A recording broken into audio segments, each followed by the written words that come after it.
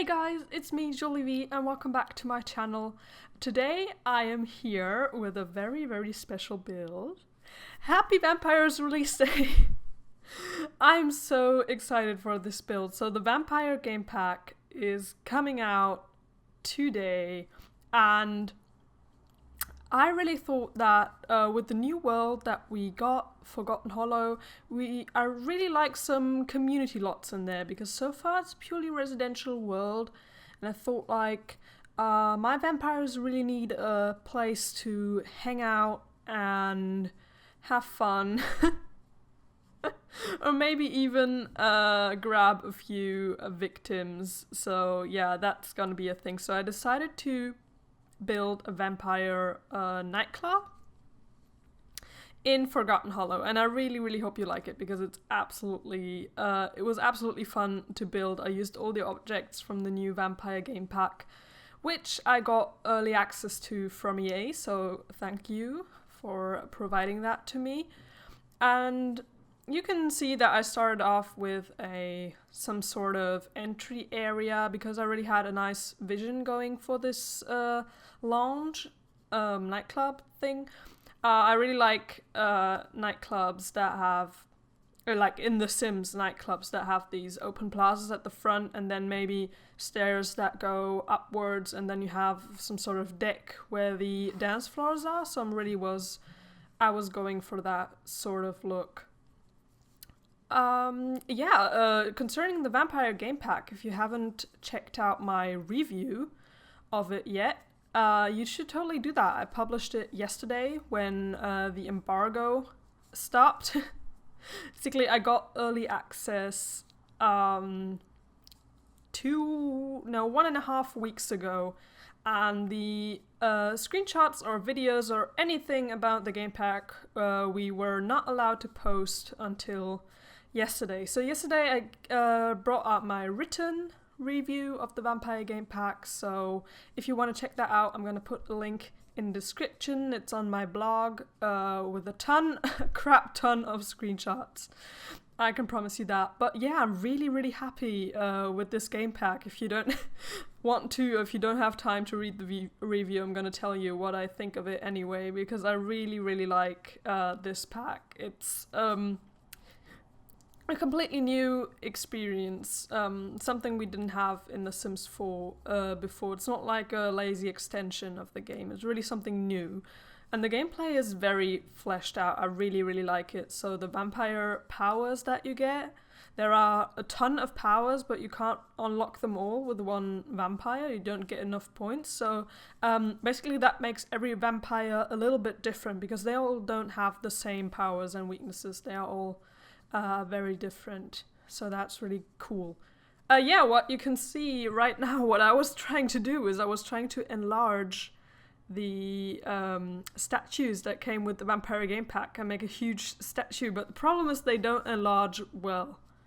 Like, you can enlarge them, but it doesn't really work because, as you can see, the enlarged statue snapped to the old size of the pedestal, so that didn't really work. So what I did is I enlarged the statue first, placed it with move object and the what's the combination, control 9, like make it higher in the air, then place it on the height whereabout it was supposed to be later, and then move the pedestal underneath it so the statue won't snap to the pedestal because that messes everything up. So yeah, that's how you can enlarge one of these statues. Handy trick. I figured that out for you. It took a while. And I placed a few of these super awesome cobwebs that we got with the pack. And you can use them and move objects too to place them in trees or places where they wouldn't normally place. They normally go on walls. So yeah, that was really nice. And the tree, this creepy tree in the middle, absolutely amazing. I first wanted to do, when I planned this build, I wanted to do a fountain in the middle, but then I saw this tree and I was like, yeah, it kind of has to be the tree, really. So yeah, that's a super creepy entry area. I was designing these pools. I didn't want them to just be pools because that would be, a bit boring. So I wanted something to be in there because you can see through the through the glass windows. Yes, windows. Through the windows into the pools, and I wanted something to be there, like something to see. So I played around a bit with all the objects that we got from the Vampire game pack. And in the end, I decided to place 2 statues inside. And this one is the Llama of Death. My absolute favorite, the deadliest Llama of Death that we have. Yeah, I'm just doing a few decorations right now with some plants to make it look more creepy. This build looks more amazing at night, but I didn't want to build at night all the time because then you wouldn't see much in this video because, yeah. So I started building with daylight so that you guys can see what I'm doing until there are enough lamps to switch to night mode. Okay, obviously I'm switching to night mode now. And this is also a really handy trick that I like to do. It's place these floor lamps from, I don't know, I think it's a base game thing. Yeah, it's a base game thing. And I'm placing these floor lamps with move objects underneath the tree so that you can't see them. But the thing is that even though they're under the tree, they still provide light to the tree. So I think that it's because obviously it's not intended that you put lamps under the tree. So I think it's kind of a, yeah, you know, non-intended bug that the tree is still illuminated by those lamps. But it's really, really cool actually, because yeah, you can illuminate stuff without, you know, putting these lamps everywhere because the lamps don't really fit on the floor with the theme. And then we have the tombstones, which also illuminate that a bit, so that's really nice. Because if you have builds that look better at night, but you want to put them on the gallery, yeah, you're not gonna see much if you put them on the gallery without having lamps basically everywhere. So because then you can't see anything in the thumbnail. So that's why I like placing these lamps. It also makes the build look a lot more attractive, like in the game when you're actually placing it. So yeah, I'm putting hidden lamps everywhere, underneath the objects, underneath the plants. Just, yeah, I know, go crazy on the hidden lamps. I also put I talked over that, but I put this bubble blower thingy for the pool, so that on the top of the pool there's a bit of mist that looks really creepy, but I also put it underneath the statue that I put in the pool so you can't see it, but it still produces the mist and the bubbles, so that's nice. Yeah, what I'm doing right now is I'm doing some sort of, yeah, I don't even know what you call that. I don't even know what you call that, but you probably can guess what I mean, you know, right? It's like a roof, some sort of flat roof, but not all the way across the lounge. Basically what this does is I placed a dance floor underneath it, and I didn't want the lounge to be completely indoors because I didn't think I could build that very well. I really like things that are open. And I wanted to do an open lounge, but you know, vampires, they kind of have a problem with the sun. So I did this roof thingy, because as long as they have a roof above their heads, vampires don't get sun problems. So they can use that dance floor that's under there. Yeah, I think I just placed one in the end. Yeah, so they can use that dance floor without getting sunburned. So yeah, that's handy. It's true that they can't use the rest of the stuff that's around the roof without getting sunburned, but I think I also intended this lounge to be mainly used at night. That's why I went totally crazy on lights. So I think vampires would probably mostly hang out there at night, but if they hang out there during the day, they can still use that dance floor without being sunburned. Later in the video, I'm also going to build the inside of the lounge, like below this dance floor thing. There's going to be a lot more rooms, so vampires can go in there as well if it's in the day. Yeah, I really want to talk about that, but I'm not, like, the build isn't there yet. Because I made some really cool rooms, because I thought, like, okay, so the vampires go there, and there maybe are a few normal sims there as well. So I made a few rooms, basically where vampires could lure their victims and, bite them or drink plasma juice from them without being seen, because other Sims don't really like watching that.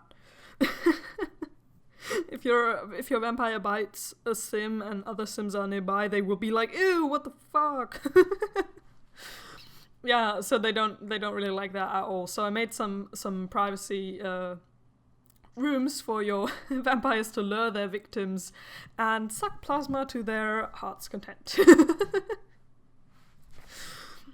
Yeah, so basically what I'm doing right now is I'm just decorating the outskirts of the dance floor. I made a few sitting areas, made the, like near the bar, a few tables, because you can also order food and that stuff. You can also order plasma juice drinks from the bar, so that's really nice. I also put a bar inside of the lounge, so the vampires who go there during the day can also have access to those plasma drinks.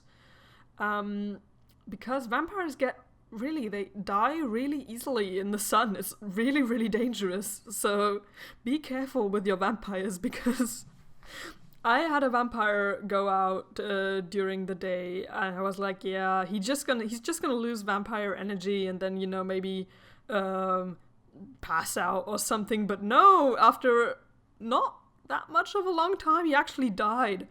I was so shocked. I was like, no, I just made that guy. It was so much work. But gladly I had him saved to my library, and I hadn't played with him that much, so it wasn't that big of a loss. But still, oh my god, it's totally hard. So you have to be really careful not to go out with your vampires during the day. And one thing that I found fairly confusing is when the day-night switch actually happens in-game, like when it counts, because it gets gradually dark, but dawn,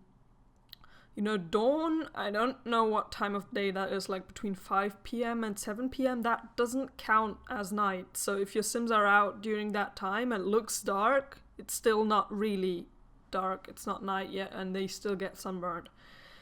So you have to be careful with that. I'm just decorating with more lights. You guessed it. Decorating with more lights on the top deck of the lounge. And I really like these. The vampire stuff, like the build stuff, there are not too many objects in buy mode, because this pack is very gameplay focused, but they go really, really incredibly well with spooky stuff and get together. So you don't really need a ton of objects in this pack to make your vampire mansions look good, because you can use all the get together and spooky stuff. That's really, really amazing. Good job. Sims team. Yeah, they made that match really well, so I'm really happy about that. So now I'm starting to build the inside of the lounge, starting off with some creepy bathrooms. Initially, I wanted to use the copy room tool on this one, but you can't do that if you want to, like, flip the room, like mirror it, because the copy tool only copies, and you can turn it around, but you can't, like, horizontally flip it. So I had to build those. Yeah, so they look exactly the same and are mirrored. I had to build those, individually. That's the word I was looking for. These chandeliers are absolutely awesome, but I can't use the big one because it requires... Yeah, well, it doesn't require, but you can only really use it with the highest wall height, and I chose the medium wall height for this build. Because in the medium wall height, it looks really awkward because it hangs really low, and your Sims are probably gonna, won't be able to walk underneath it, so I didn't do that. I just used the small chandelier all the time. Yeah, a few plants. I was wondering, about plants that would be in a vampire build. I chose a few plants that were not too colorful, maybe a bit spiky. Plants that didn't have leaves. Like, there are a few pots that only have, sticks in them but no leaves, so I chose those for the build as well. Just some plants that give the spooky vibe, because these colorful flowers don't really do that for me. So I chose not to use those. Look, I'm using lights from the Get Together pack, like these candle things. Yeah, candle things from the Get Together pack, so that works really, really well. Actually think about what I am going to say, because I've never done a voiceover for a build before. This is actually my first time voicing a build. Normally I do build videos when I'm not able to talk while recording, because, you know, something's going on, my boyfriend's playing League of Legends with his friends, whatever. Just that's like a background noise or stuff that makes me unable to record with a voice. So then I normally do build videos and just put music in them, but I watched a lot of builds lately and I really enjoyed the voiceovers that people did, and I think they might be better than music, because someone told me on Twitter, I think it was Vahisha, she said that, because builds are already really fast, speed builds obviously, are already really fast and kind of confusing because you don't really see what's going on, you can't really follow, and then she said that having music makes it even more hard for her to watch the video.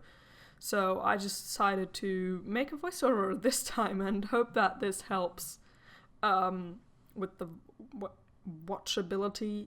I don't know, with the video, you know, like that you enjoyed. Yeah, right now I'm making these privacy rooms for, and I'm using spooky stuff wallpaper because that also really goes well with the build. If you notice, I already used a spooky stuff table in the bathrooms, and a Grim Reaper gnome, because I couldn't not use that one. I really like those spooky gnomes. Yeah, I'm just making a foundation in this room right now, just sort of what about I want it to look like, and I'm going to decorate it a bit more later.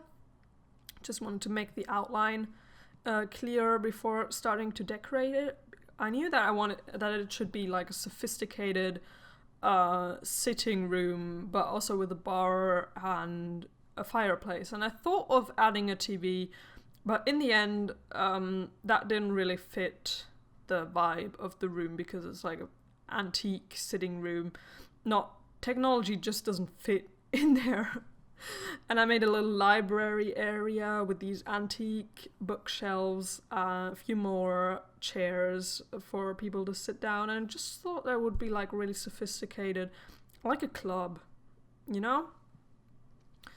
Like a vampire country club. So that's what I had in mind while doing this build. That's also why I placed the chess tables when I thought about that. I thought, like, yeah, if you imagine like a smoking room with men in suits smoking cigars, there has to be a chess table somewhere. So I made that as well. And actually I started doing the bedrooms, and I put beds in both of them, but then I was like, wait a second, vampires don't only sleep in beds. And I absolutely didn't think about it, but then I realized that did you see that? I was like, okay, delete this bed, I have a better idea. Because I placed at least one coffin. I didn't place two coffins, but because I wanted to have a normal bed as well, in case there were non-vampire sims visiting this lounge who wanted to sleep. Actually sleep, instead of doing vampire woo. I don't know, I just didn't want to do two coffins. Didn't want to make it too creepy, so just picked one coffin and one bed for those rooms. And later on I'm gonna, make a sim visit to change the lights, because it's absolutely annoying that you can't change the color of the lights in build mode. You have to actually have a sim on the lot to make that happen. That's kind of annoying, but yeah. I'm just making these sitting rooms. They're not really anything special. They're just supposed to be closed off from the rest of the room, so vampires can, as I explained, lure their victims in there and suck plasma without anyone else seeing it. So that's why they're not insanely decorated or thought through. They're just not meant to be. They're just meant to be closed off from the rest of the build. For your private plasma pleasures, whatever. And I really like these wall decals that came with the vampire pack that make it look like your wall is cracked. And I placed a few of these just imagining like if there was a huge vampire brawl in there, and because the vampires are so strong they make the walls crack, and that was really fun. So I placed a few of these, but not too much because I still wanted to make the room look very sophisticated and yeah, not too broken. There are a few cobwebs around, there are a few of these wall decals around, but not too much. So it can still look good. I actually changed this room later because I thought like this would be really creepy if you were just watched by someone all the time while you were doing vampire woohoo in the coffin. I didn't really like the idea, so I deleted that portrait later. Yeah, I don't think I have I don't think I have a lot more to say about this build. Just doing some last decorations now, and then in the end I'm going to change the lights.